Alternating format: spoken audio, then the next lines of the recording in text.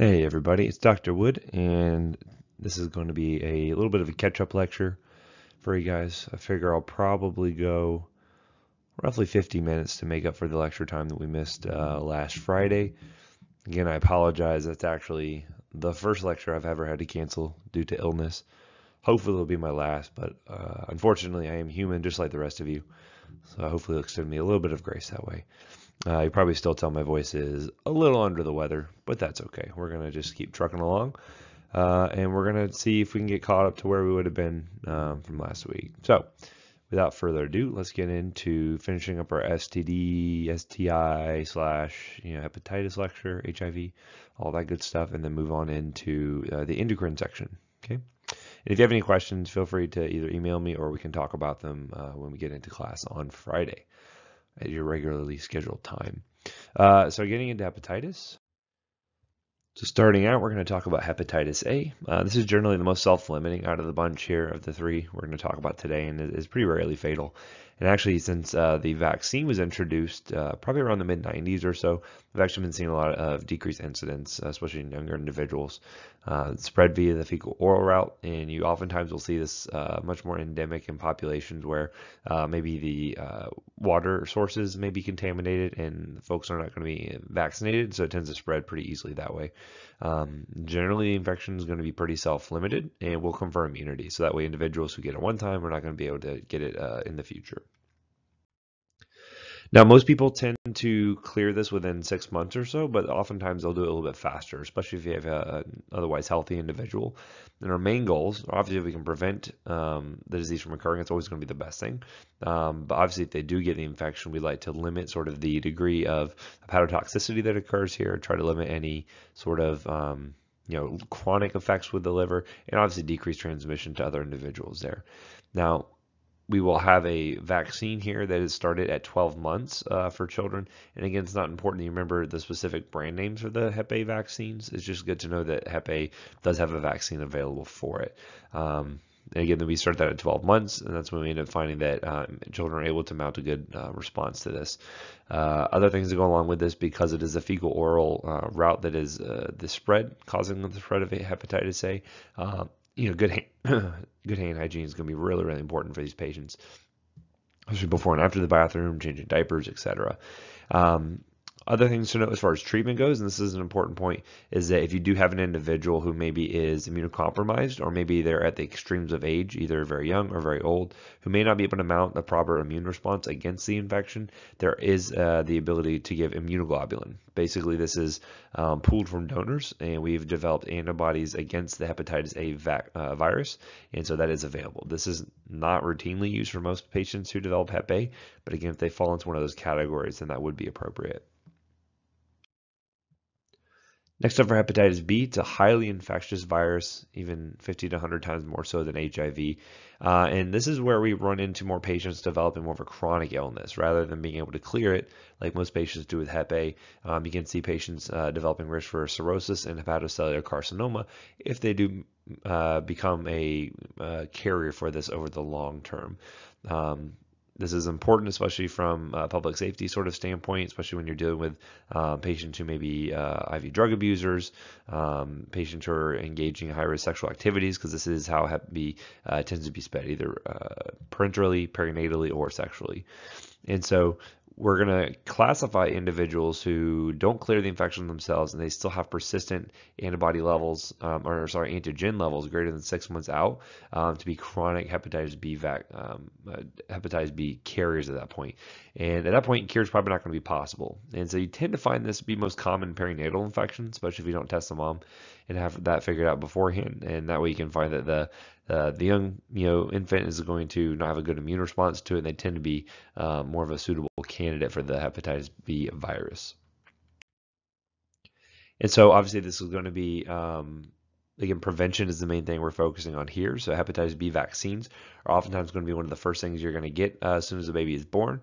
Usually within the first day or so, you're going to be able to get that. And so that's going to be able to be part of a series where basically you try to get them as exposed to as possible early on to try to start to develop that immune response to it and prevent any infection from occurring there. And so we have two forms there, Recombavax or Energix B. It just depends on the patient age and condition to determine which one they're going to get there. And so not only that, but similar to hepatitis A, we also have a hepatitis B immune globulin you could also administer if you had a patient at the extremes of age or immunocompromised who could not fight that infection themselves. And so it's important as well with these vaccines, especially if there's multiple doses within them. The reason for that is because you kind of constantly want to re-challenge the immune system to develop a much more durable response, meaning it's going to be lasting a lot longer. So if I were just to give, say, a single dose to a baby as soon as it's born, but didn't re-challenge the baby, you'd find that memory, that immune memory the body develops would be very low, and you actually wouldn't be protected for that long a period of time. Now, let's say you have a patient who develops a chronic hepatitis B infection. A couple of goals you're going to be focusing on is one is viral suppression, kind of similar to what we saw with HIV. The more suppressed it is, the more less likely are to develop complications over the long term.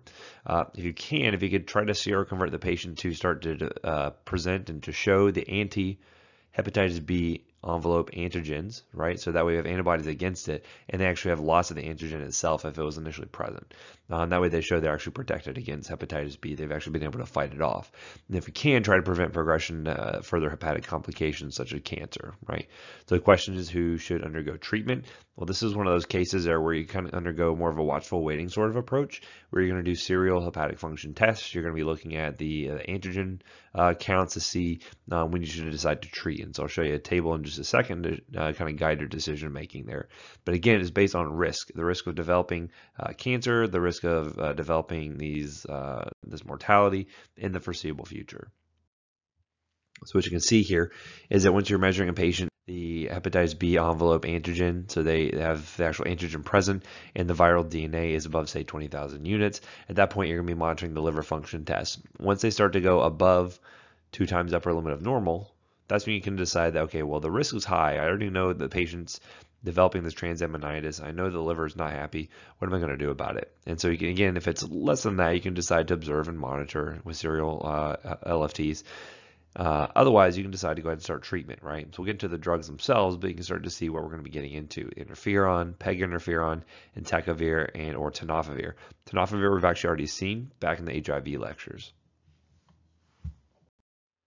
So how do we treat hepatitis B? One of the first drugs we had here is going to be interferon alpha. We might have seen this a couple other places, potentially things like multiple sclerosis, some other autoimmune conditions, some cancers. You might have seen this being used, but here we're talking about it in terms of its use for hepatitis B. And basically what this is a host cytokine. Just like you have cytokines that help to stimulate the inflammatory response in response to an infection, this will do the same thing, which will kind of inform some of the side effects you're going to see with this. Okay, so by stimulating the host's own inflammatory response, you're going to see it has good antiviral properties, has anti-proliferative properties, which is why we like it for certain types of cancer. It's immunomodulatory. Basically, it's going to be helping your own immune system get a better response against the hepatitis B vaccine, or hepatitis B virus, I should say. And so looking at this, it's a protein you have to inject. And so initially it came as a thrice weekly injection, so Monday, Wednesday, Friday sort of deal. Obviously not great from a compliance standpoint. And since then, they've been supplanted with a longer acting form called peg interferon alpha. That peg just means it's pegylated, basically added on a particular chemical moiety to the drug to make it last longer. Only have once weekly injections, which is great from that standpoint, and it's a little bit better efficacy. A lot of adverse effects whenever you have someone on interferon. You have to there's a whole list of black box warnings you have to worry about. So for one, if a patient with decompensated cirrhotic patients, you can actually increase the risk for infection for those patients. So again, the more severe they are, the more kind of careful you have to be with starting off interferon. It can actually cause flare-ups because again, when you start to stimulate that inflammatory response, it's going to start to increase inflammation in the liver, and that's where you can see those kind of flare-ups start to develop there. Big things to focus on are the black box warnings, and this includes things like neuropsychiatric effects, which means you can have worsened depression, suicidal ideation, aggression is seen with this. Oftentimes, patients, their family members will talk about them just being really kind of aggressive and mean and grumpy all the time when they're on interferon, and it's due to those effects there. Also, there are risks for autoimmune conditions because you are stimulating the host immune response, certain infectious disorders, a lot of issues with this. Not only that, but it's a protein, so anytime you're injecting that, there is risk for anaphylaxis and other flu-like symptoms. You can see some blood dyscrasias. Now, they're not going to put patients on this long term because usually the side effects are going to be the biggest reason to stop therapy. But usually try up to, say, 24 months or so. You're going to be testing levels. Hopefully you have that viral DNA suppressed pretty well. Hopefully you're developing those antigens against the hepatitis B virus. Other drugs with activity against hepatitis B include things like lamivudine, which we've seen before with HIV. Remember, that's a nucleoside reverse transcriptase inhibitor. Remember, it helps to get incorporated into that viral RNA and DNA and prevent it from getting any longer, right? That's how it prevents it from replicating there. And usually not used first line, mainly due to the fact that it has a resistance as a problem. It's pretty well tolerated though, so in some cases you may find patients will prefer this over something like a interferon. Defavir is another one that has a very similar mechanism to lamivudine, and it can also be effective if you have patients who develop resistance to lamivudine. And again, you have to be careful with this one, mainly due to the nephrotoxicity. So you want to monitor things like urine output, monitor things like serum creatinine for those patients there. Other things we have, other nucleoside agents are going to be things like entecavir. We have tenofovir, talbivudine. Again, most of these are working pretty similarly to tenofovir and lamivudine. Again, usually you're going to be using this based off resistance patterns, right? So you're going to determine if a drug's working or not based on the viral load. If the viral load goes up high, then you know the drug's not working. And so you can switch over to something else. Nowadays, a lot of people are using tenofovir. It's convenient because it's an oral agent and it doesn't have the same list of side effects like something like interferon does. So a lot of people are using this nowadays and maybe adding on other agents if necessary or if resistance has been determined. So the final thing we'll talk about here in this section is going to be hepatitis C. Now this is a big deal as far as drug treatment goes, mainly because before this used to be a lifelong disease for these patients. Basically, host immune responses are not generally sufficient in order to clear the infection, and so most people develop chronic infections. Mainly this is due to the fact that the virus is a little bit sloppy, kind of like HIV, and will diversify pretty quickly. So because of that, you had these patients who develop chronic infections. We didn't really have a lot of good drugs for them, and basically it was going to be a lifelong disease. Nowadays, though, since 2013, we actually have new curative therapies that we're going to be focusing on here. So obviously our goals nowadays is going to be actual to eradicate the infection if possible, so we can actually get a virologic cure, which means we have non-detectable HCV RNAs for at least 12 weeks after we finish treatment for these patients there. And then obviously if we can get that, we can also help prevent progression to end-stage liver disease, cancers, need for transplant, etc. And so you're going to find that any patient who develops Hep C is going to need treatment. However, you need to do some testing beforehand, right? And so I'll talk about baseline testing in a little bit. Not all HCV is going to be the same. There are different genotypes, and that's important to know because it's going to help you to determine what drugs are going to be most effective for that.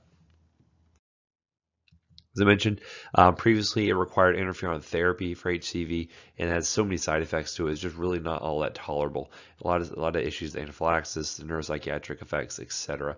And so this is a big thing is because nowadays a lot of the drugs we have to treat HCV that are curative are actually oral agents, so they're very well tolerated. The only downside to them, and this is a big one, tends to be the cost of them, as we'll see. I'll put the cost up for a few of these, and you'll see just how expensive they are. However, consider the need for a transplant. Be a heck of a lot more expensive in the long run. So usually it makes sense for insurance companies and people like that to want to cover these. But you need to know which subtype it is. And so HCV comes in a variety of flavors, so to speak, GT1 through 6.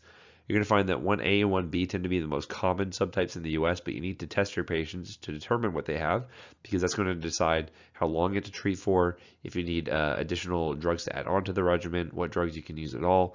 We'll talk about what those are in a second, but just know you need to do that genotypic testing beforehand.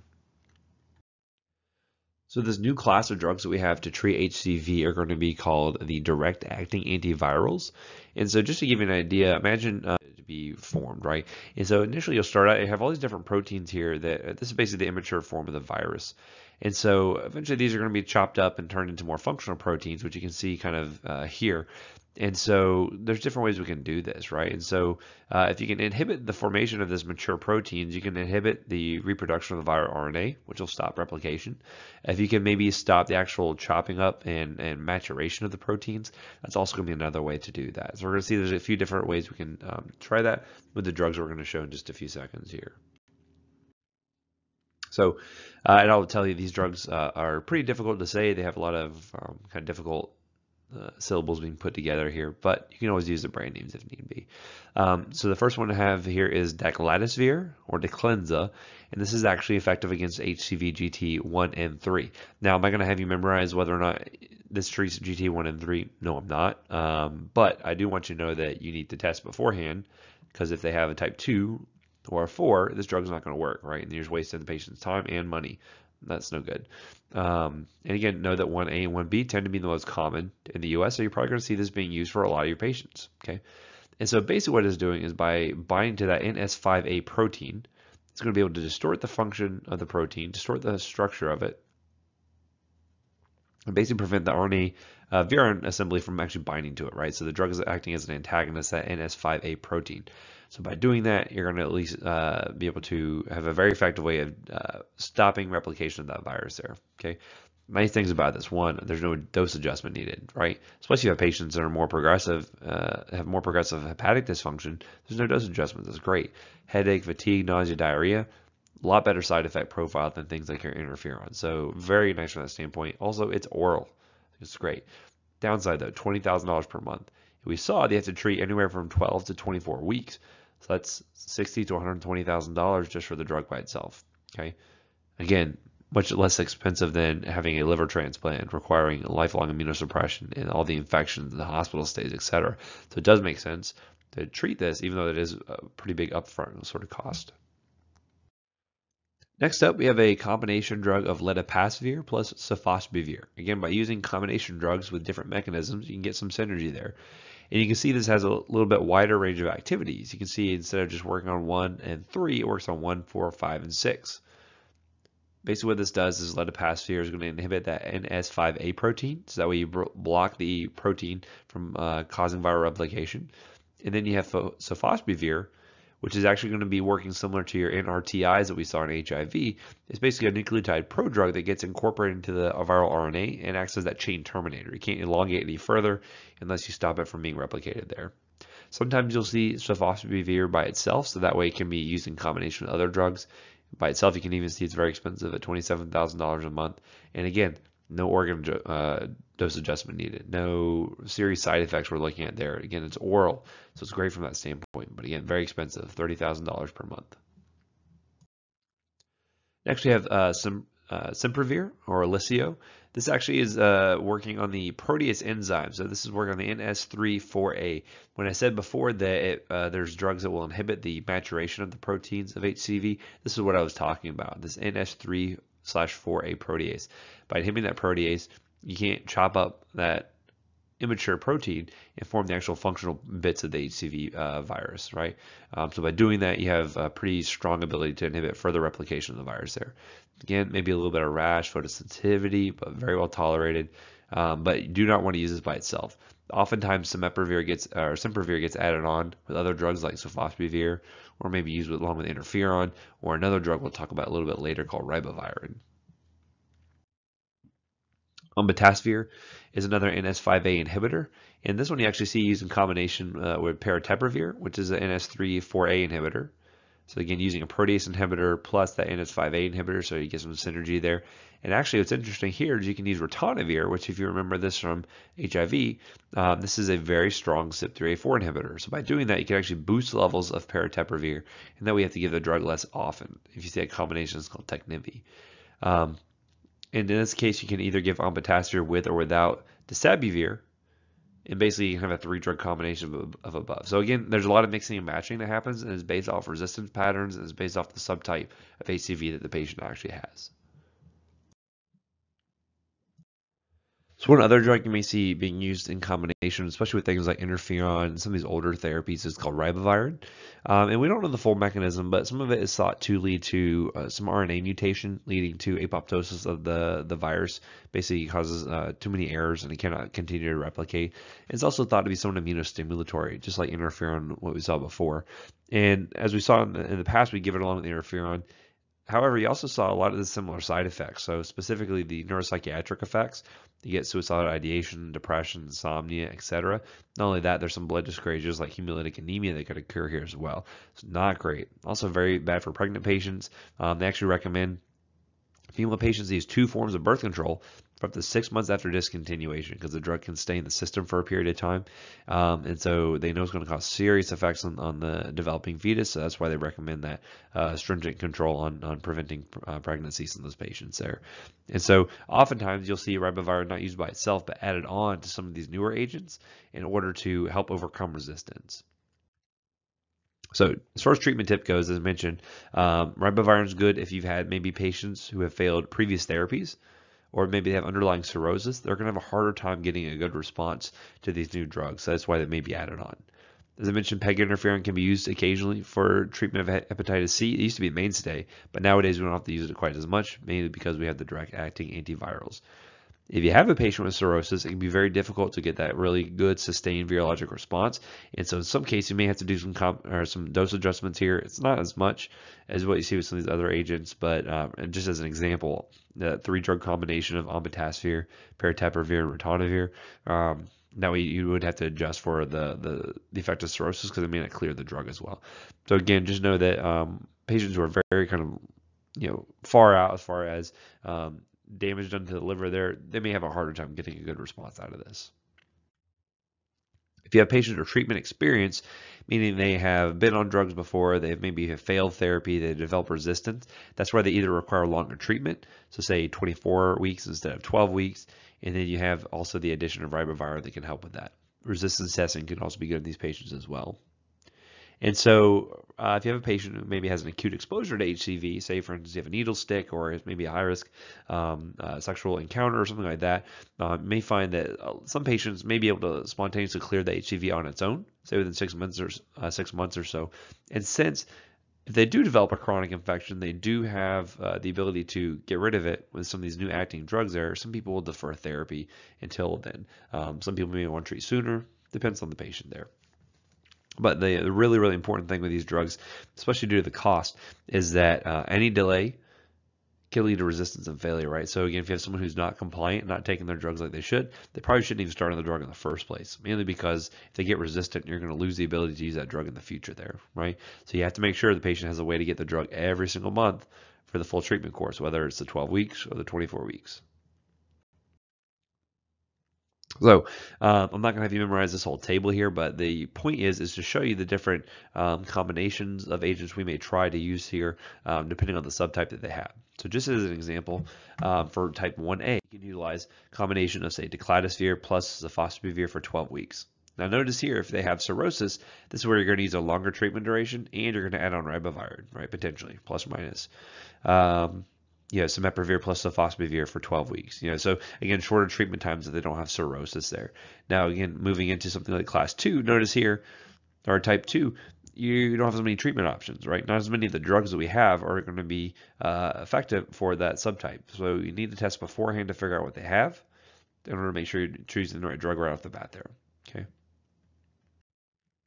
So that's it for the HIV/STI section. Now I'd like to move on into talking about the endocrine system. All right, so moving on, let's talk about glucose homeostasis. The rest of this next section is going to be on diabetes. This is a big section, mainly because this is a ton of patients you're going to be dealing with. Patients with metabolic syndrome, they're overweight, they have hypertension. Oftentimes diabetes is going to come into play here. So what do we use glucose for? Obviously, it's our main energy and currency in the cell. We use this, it gets converted over into ATP and basically provides energy for everything, right? It's also a precursor for lipids, amino acids, everything, right? So very, very important. The body needs a minimum of a certain amount of glucose every single day. It's only about 190 milligrams. It's really not that much. But again, that's not really going to keep you in a very anabolic state if you're only getting that much in on a daily basis. So as I mentioned, cardiovascular disease is going to be one of the main components of metabolic syndrome. Other big problems that develop here with diabetes is things like peripheral neuropathies, things like nephropathies, retinopathies. We call a lot of these the microvascular complications, whereas the CV disease is the macrovascular complications. Only that, you're going to see things like hyperlipidemia, peripheral vascular disease. Again, all of these things are going to be exacerbated by having this elevated glucose. Okay, we'll run into some other problems that develop here as well moving forward. Now, again, how you diagnose diabetes, obviously there's certain lab tests you can run, but certain things you may notice beforehand include things like polyuria, polydipsia, and some weight loss. Again, think about why you develop weight loss with diabetes. Well, the diabetic patient who say type 1, they don't have any insulin to really get that glucose into their cells. And if you can't put the glucose into the cells, it can't be utilized for energy. You can't use it for storing as fat and amino acids and things like that. So it makes sense why they get weight loss. And so these are kind of three typical signs you'll see with a diabetic patient. And then once you kind of have that inkling, then you can start to do things like random blood glucose testing. You can check for the A1C, which we know is a sort of 3-month snapshot for how much glucose is in the blood at any given period of time. And all these things will clue us into the patient does have either a lack of insulin, in the case of type 1 diabetic, or they could have much more the prominent feature of insulin resistance, which is what you see with a lot of type 2 diabetic patients. The main two types we're going to focus on here will be type 1, which is about 10% of those patients. And basically, they require exogenous insulin for survival. If you take away their insulin, they're not going to live for very long, right? They'll develop diabetic ketoacidosis and die from that, okay?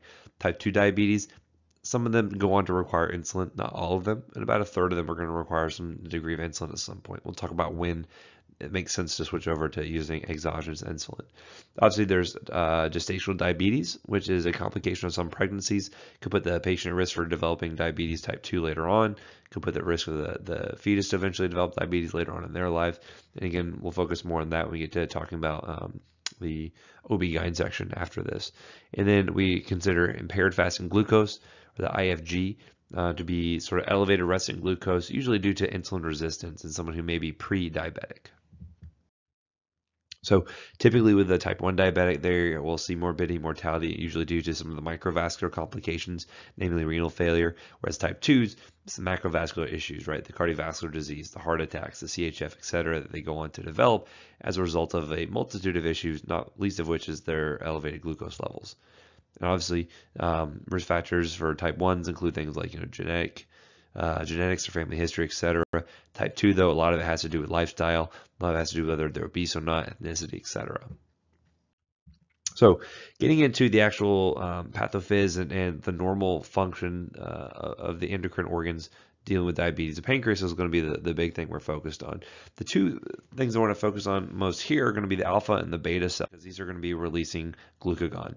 Glucagon, we know, is a hormone that gets released in cases where you have low blood glucose. The pancreas will detect this and then will release glucagon. This will then stimulate glycogenolysis, which is the breakdown of glycogen within the liver, and then gluconeogenesis, turning that glycogen into new glucose.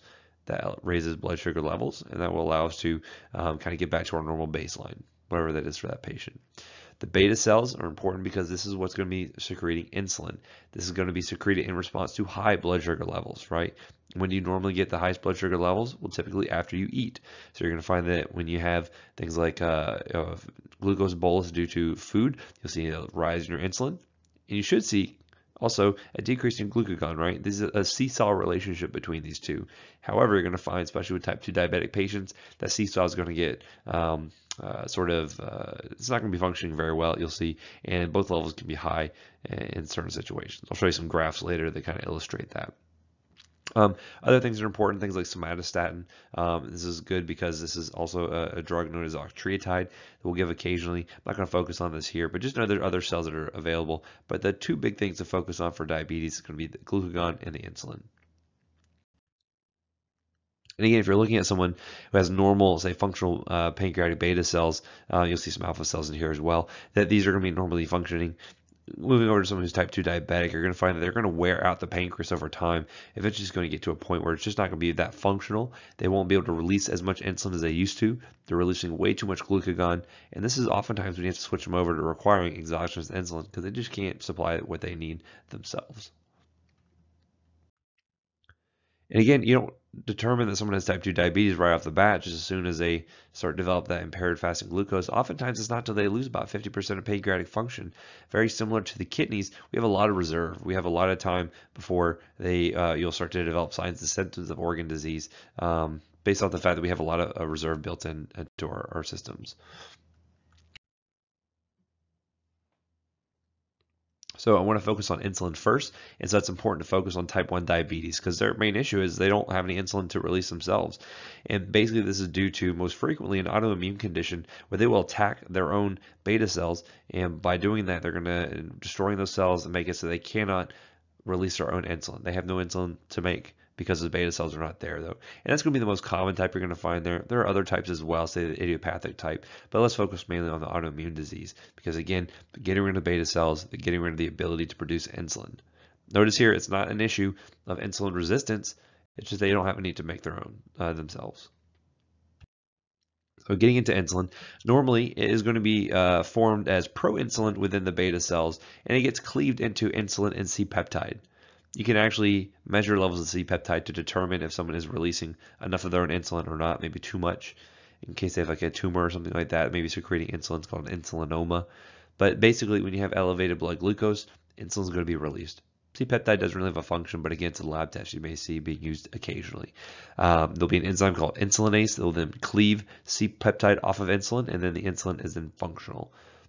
It gets cleared by the liver and the kidneys. Note here, if you have someone who has kidney dysfunction, oftentimes they have increased effect from their insulin because it's a longer half-life. Normally it's only around 3 to 9 minutes, but that will extend out if they have organ dysfunction that prevents them from breaking it down effectively or eliminating it. So how do we release insulin, right? What are the actual mechanisms here that are occurring? And I'm not going to bore you with all the details here, and I'll give you a picture in just a second that will kind of illustrate this. But essentially what happens is you have an increase in blood glucose, right? Say you eat a big donut, right? A lot of sugar in there, you're going to increase blood sugar. The pancreas gets exposed to that glucose and is going to bind to a GLUT2 transporter. Now, there's lots of different GLUT transporters. I'll show you in just a second, but you don't need to get bogged down on which one's which, right? GLUT1, 2, 3, or 4. Just know that it's a glucose transporter, right? Glucose gets converted or gets taken into the cell, to the beta cell, and there it will undergo the same process it undergoes everywhere else and get eventually oxidized into ATP. Now again, I'm not going to make you memorize the TCA cycle. Those were classes in the past, but just know glucose eventually will turn into ATP. Okay, when that occurs, you're going to find there are these ATP-dependent potassium channels. These will then close once ATP levels rise as a result of that glucose coming into the beta cells. Now normally, potassium would be flowing out of the cell along the concentration gradient, just like it does in the heart. And by causing that, you're going to cause the cell to depolarize, right? It's going to get more positive because more of that potassium is staying within the cell. That depolarization will then open up voltage-gated calcium channels. Calcium then flows into the cell, again, along the concentration gradient. And by that calcium coming in, that will stimulate exocytosis. Basically, the beta cells will have these little vesicles full of insulin. Then once you have calcium come in, it will stimulate them to cause exocytosis to release the insulin out into the bloodstream. And there you go. We'll go over a class of drugs a little bit later for type 2 diabetics called sulfonylureas. We'll talk about how they actually can directly stimulate insulin release because they actually go and block those potassium channels on their own. They don't even require the glucose to do so. So I'll show you how that can be effective a little bit later on. Again, this picture makes it, I think, much more simple when you get down to it, the actual mechanics of insulin release. But again, look, glucose is coming into the cell. It will get metabolized to ATP. That increase in energy is going to close potassium channels, so you're going to have less potassium flowing out of the cell. That will then cause a depolarization. They'll open up calcium channels. Calcium flows in, insulin flows out. Pretty simple, right? When I talked about the sulfonylurea, it will block these channels here. Again, cause a depolarization. Calcium comes in, insulin goes out. So, well, what happens to insulin once it gets in the bloodstream? How does it cause blood sugar to go down, right? How does it cause that glucose to get to where it needs to go? And basically, there's another glucose transporter, right? Basically, insulin is going to stimulate cells to express more of these glucose transporters. It's going to cause them to go from the inside of the cell to the outside, so that way they can allow more glucose to flow in. Okay, this is called facilitated diffusion, where the glucose is going along the concentration gradient, but it needs that transporter there. Right, it's not an active process, but it needs that transporter, so that way you don't have glucose just kind of flowing into the cells on its own. Usually it's too big to do that. And at that point, glucose can either be used for energy or it can be stored later for other use, right? So how does a lot of glucose get stored? It gets stored as fat potentially, right? It's amino acids and other things, but fat's really one of the big things. So, and this picture is way too complicated, but the main things I want you to focus on are, notice here you have the insulin receptor. Once it binds to insulin, it's going to cause a whole host of different effects here, right? The main thing I want you to focus on the fact that you have these glucose 4 transporters here that are on this intracellular vesicle. That'll cause the insulin, as it binds there, will cause these to be sent to the outside of the cell, and this will allow glucose to flow in. Now, if you imagine someone who's a type 1 diabetic, they are lacking all insulin. Let's say they weren't able to get their insulin due to cost or due to non-compliance or something like that. Well, what happens to all that glucose? Well, it's all going to stay out here on the outside of the cell because there's no transporters here to get it in. So you have really high blood sugar, but what happens on the inside of the cells? It still needs energy. What's it going to do?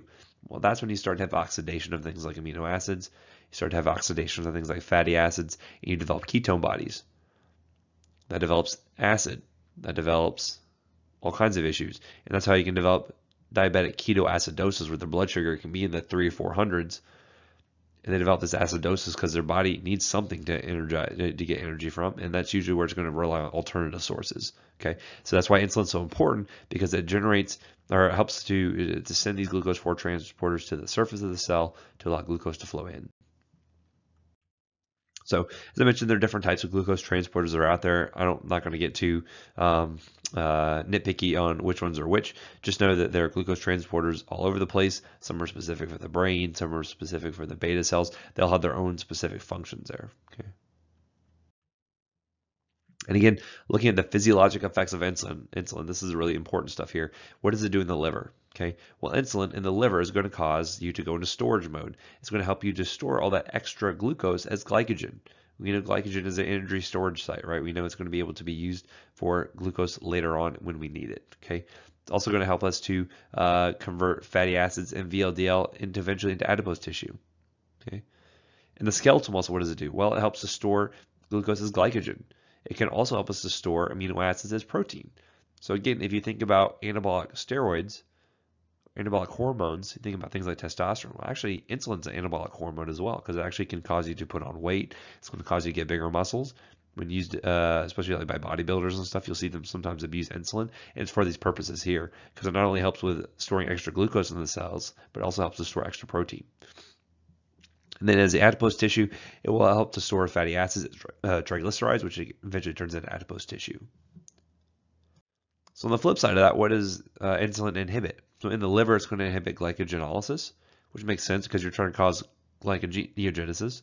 It's going to help to inhibit gluconeogenesis because, again, you have too much blood sugar in the first place. That's what the insulin is trying to drive down. It will help to prevent the conversion of fatty acids to ketones, right? This is why it's good for treating diabetic ketoacidosis, because it helps you to prevent from making those ketones. In the muscles, it's going to help to prevent protein breakdown. And in the adipose tissue, it'll help to prevent conversion of triglycerides into fatty acids. All these things are good for storage purposes, right? This is what insulin does, is helps to prevent breakdown of energy storage for later use, essentially. So what does insulin release look like throughout a normal day, right? And so our body just doesn't secrete the same amount of insulin all throughout the day, because then we wouldn't really have good tight control on our blood glucose, right? So what you'll see here on this table is on the bottom part of the graph is the glucose levels throughout the day, and then you're going to find insulin levels throughout the day as well. Okay. Now what you notice here is you have a normal basal amount of insulin, or I'm sorry, glucose in the body, right? Your blood sugar should never get down to 0 because you'd be dead at that point, right? You need to have some degree of blood sugar. Let's say, it's around, say, 70 to 80, somewhere like that. Now notice these big spikes that happen here. What do you think is happening right now during these spikes? Well, it's usually mealtime, right? So you have breakfast, lunch, and supper. Insulin is going to have a similar release pattern in order to deal with those increases in blood glucose. You'll have a basal amount of insulin your pancreas is releasing all throughout the day to deal with the basal glucose. And then when you ever have your mealtime intake of carbohydrates, you're going to see big spikes in insulin.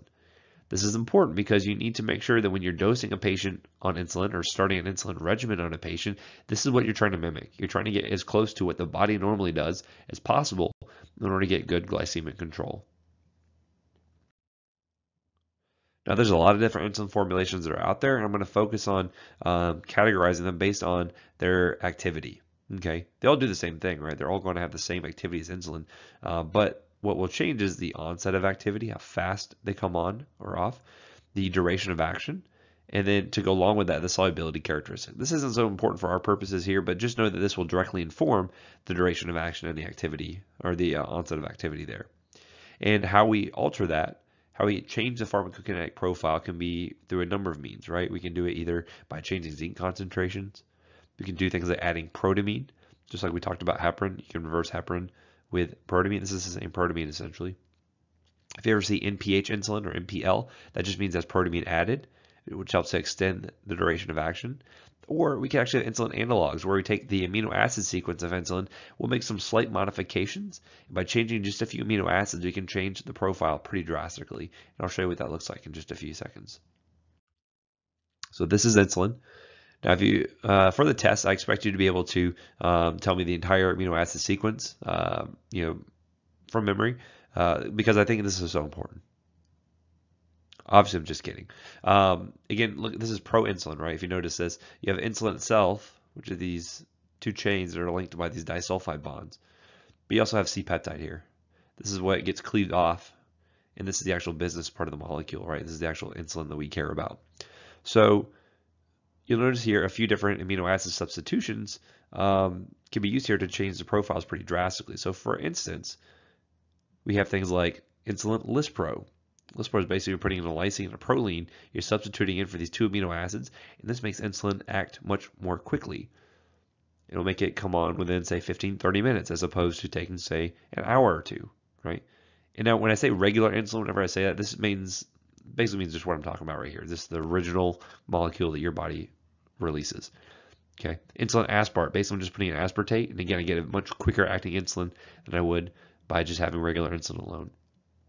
I can do things like changing a few arginines in here. And now I have a long-acting insulin. I have one that's going to last for 12 to 24 hours. Okay, pretty cool stuff we can change. Just one amino acid change can make a big difference for these molecules here. And you'll get a feel for which insulins do what in a second here when I show you the tables. One thing you'll notice here as well, I talk about porcine insulin, which that comes from pork. And we have bovine insulin, which obviously comes from cows. And why do you think I would have bovine and porcine insulin on here? Why would that make sense, right? We're not treating cows, we're not going to vet school. Well, actually, before we had the ability to produce recombinant forms of insulin, we had to get it from somewhere. And it was hard to get it from people, so we had to get it from animal sources. So we actually used to use bovine and porcine sources in order to get people their insulin, right? Because we said if you have a type 1 diabetic patient, they're going to die without this stuff. So they had to get it from somewhere. Obviously, this raises some concerns, right? Anytime you're injecting foreign protein, there's an anaphylaxis risk, of course. Also, you have to think about things like religious concerns, right? Some people cannot get injections of products from animals, right? So because of that, we don't utilize the animal sources anymore, or if we do, it's an exceedingly rare instance we would do that. But again, we just link this back for historical sort of purposes, just to illustrate the point that, again, you can change just a few amino acids and get all kinds of different properties here of the insulin itself. As I mentioned, foreign products tend to be pretty antigenic. Only the porcine is still available by a special order. And nowadays, though, what we have are recombinant forms that either come from E. coli or yeast. And basically, which one it comes from is just based off the brand name and based off the manufacturer of it. This is not important to memorize, but just know that oftentimes when you're working in a hospital or somewhere or a clinic, you'll get used to using one variety or the other, right? So, for instance, at Nemours, we only use Humulin products, right? We use Humalog, Humulin, etc. Other places you may go, you may see Novolin. You may see patients who come in on a different brand. Just know those are the differences between the two. So here's a list of the different types of insulins. Note here that you kind of break them down into various categories based on the duration of action. Acting insulins, things like Lispro, Aspart, and Glulisine. I have another table I'll show you that will delineate these a little bit later. These are going to be very fast-acting insulins. So if you think about it, when would these be good to administer to the patient? Are they good for, say, all throughout the day sort of control, that basal sort of insulin release? Probably not. Because they're short acting, they may be good for quick boluses of glucose, such as around mealtime, right? So these would be mealtime insulins we'd be administering. We have short acting or regular insulin. When I say regular, this is just exactly what our body produces. So it has, fast action, but not nearly as fast as some of the ultra short acting ones. And I'll show you some comparisons between the two in just a second here. Next, we have intermediate acting insulin. These are going to be good for, say, Q12-hour dosing, where you're going to get good sort of throughout the day sort of coverage by using intermediate acting one. This is one that has protamine in it. We have other forms like ultra lente, which is long acting. And then frequently what we use for throughout the day, you say Q24-hour sort of dosing is our ultra long acting. These include things like Largine, Detamir, and Degludec. I'll show you what those look like as far as brand name goes just a little bit. And actually, we even have an inhaled insulin called Afrezza. And here you say, wait a second, this is a protein. You can't inhale proteins. Well, actually, they were able to form a type of insulin they actually can inhale. And it's actually good for mealtime doses of insulin. I'll show you what that looks like just a little bit later. So this is a really good table to refer back to when you're trying to note how the different types of insulins are going to work in comparison to one another. And so the two things I want you to note here are going to be the peak effects on the insulin, how high up the effects are going to go, and then looking at the duration of action, how far out the actual levels are going to last. Okay, so what you notice is that with the short-acting ones, the ultra short-acting ones like Lispro, Aspart, and Glulisine, these are very fast-acting, right? You take this within 15 or 30 minutes of a meal, and you should have effects happening at the same time as that glucose starts to rise up in the bloodstream. Okay. You have regular insulin is going to have a lower peak, but it's going to last a little bit longer, right, than the ultra short acting. Still good for mealtime insulin, not good for long-term control. Next, you have the MPH, which is going to be the intermediate acting. Notice here you have good duration of action throughout the 12-hour period. As it starts to peter off, this is where you probably want to administer another dose, right, so that we get good 24-hour coverage here.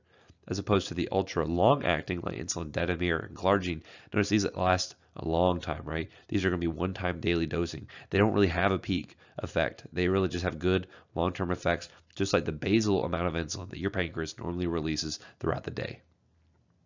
So you can kind of go back and compare these to one another to realize, okay, well, when are these going to be good to use, right? Do I need just a quick fix around mealtime? Well, something short-acting is going to be better for that, right? Do I need something that's going to be good long-acting duration throughout the day? Then something long-acting is going to be really good for that, okay? Now, there are many different ways you can administer insulin. Injection is going to be the most common one, right? Usually this is going to be through subcutaneous injection, right? And again, normally the abdomen is used because most of the time patients are administering this themselves. So it's to drop the dose, or they would dial in a dose on depending if they're using a pen or not, and then inject this into the subcutaneous tissue. Okay.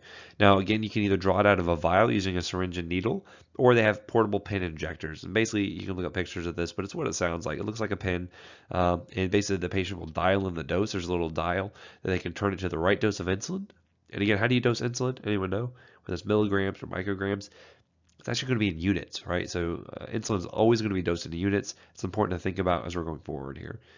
But basically, by using a pen, they can dial into the right dose and then inject that. So, and I'm not sure about you guys, but a lot of people don't like to have a lot of injections, right? A lot of people are needle phobic. They don't like to inject themselves all the time. So how do you get around that? Well, you can do things like a continuous subcutaneous infusion, otherwise known as an insulin pump. Insulin pumps actually look like. As you might imagine, I can't think of any patient who would want to go around with this thing on their back 24/7. Not only that, but imagine that thing breaking down left and right all the time, right? So we've come a long way from there. Nowadays, we have subcutaneous pumps. They're very, very small. I mean, this is probably about the size of a lighter. And there are a lot of different varieties that are out there. But basically what this will do is you will fill this with one type of insulin, usually a short-acting insulin like a Lispro or a Aspart. And this will supply both a basal amount of insulin throughout the day. So 24/7, you're going to be releasing a small amount of insulin. And then around meal times, you'll actually program in how many carbohydrates you're going to be taking in with your meal, right? Whether it's a salad, a small amount of carbs, or whether it's a donut with a lot of carbs, you'll program that in, and it will deliver a custom dose to the patient to try to make sure it gets their blood sugar back on track. So again, it's providing both basal and short-acting insulin doses, right? As opposed to an injection is just kind of a one-time dose, right? Here's actually what the inhaled form looks like. It's actually a special cartridge you'd actually put in, and the patient would inhale from this. Okay. Some patients like it because you don't have to use a needle, and that can be good from a compliance standpoint. So these tables, probably the last thing I'm going to talk about here, but these tables are really handy when kind of comparing and contrasting the different varieties that are out there. Just note that I don't care if you know whether it comes in a 3 ml or 10 ml vial or pen or anything like that, but I just want you to be able to look at the different forms of insulin.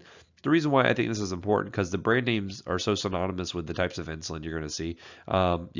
Not a lot of people talk about insulin Lispro, but very frequently they talk about their Humalog or their Novolog. Okay, if you see log, think logarithmic, think very fast acting, very fast increase in levels. These are going to be your short acting ones, right? So Humalog, Novolog are most common you're going to run into for short acting, and you have a Pedro, which is actually even a little bit faster than those two. Next, you have your short acting insulins. Anytime you see Humulin R, that means regular, okay? So R means regular insulin. And notice here that you can have different types of concentrations. So for instance here, when you see U100, that's a standard concentration. Basically that means 100 units per ml. Okay, it's a standard concentration for any of these insulins here. Novolin would be the other brand variety of that. Okay. Next, you have your intermediate acting insulins. If you ever see an NPH or an N in the brand name, Humulin N or Novolin N, just know that's intermediate acting. That's usually Q12 hour dosing. And then finally, your long-acting insulins, you have your Lantus, your Levemir, and Tresiba. These are going to be one-time daily dosing, typically. Sometimes you may see Q12 hour, but they have a good long duration of action. They only really need to be dosed every 24 hours. You thought you said that I was going to be done, but one more slide, right? Basically, when you're looking at these different insulin types, sometimes you'll actually see combinations. And we'll talk about why that is when we get into lecture on Friday. But basically, by using a combination of, say, a short acting with an intermediate acting, the benefit here is you limit how many injections the patient's going to need.